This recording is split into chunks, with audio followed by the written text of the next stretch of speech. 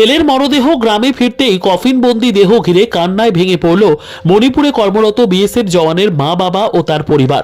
বৃহস্পতিবার মধ্যরাতে গান স্যালিউটের মাধ্যমে শেষকৃত্য সম্পন্ন হলো তার নিজ বাড়ি অর্থাৎ গ্রামের বাড়ি টেকেড্ডা গ্রামে।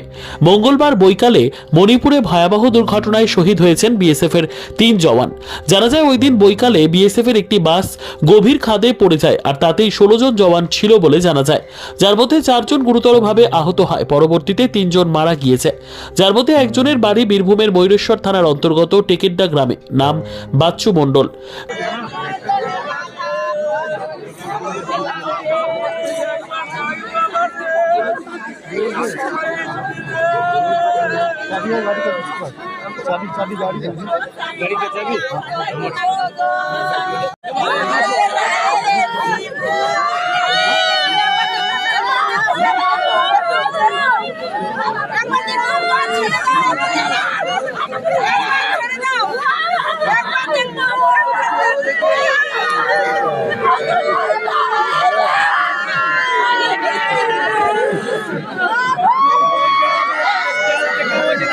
বৃহস্পতিবার বৈকাল থেকেই তার গ্রামের মাঠে বিএসএফ জওয়ান বাচ্চু মণ্ডলকে শেষবারের জন্য দেখতে ভিড় জমিয়েছিলেন বিভিন্ন এলাকার মানুষ।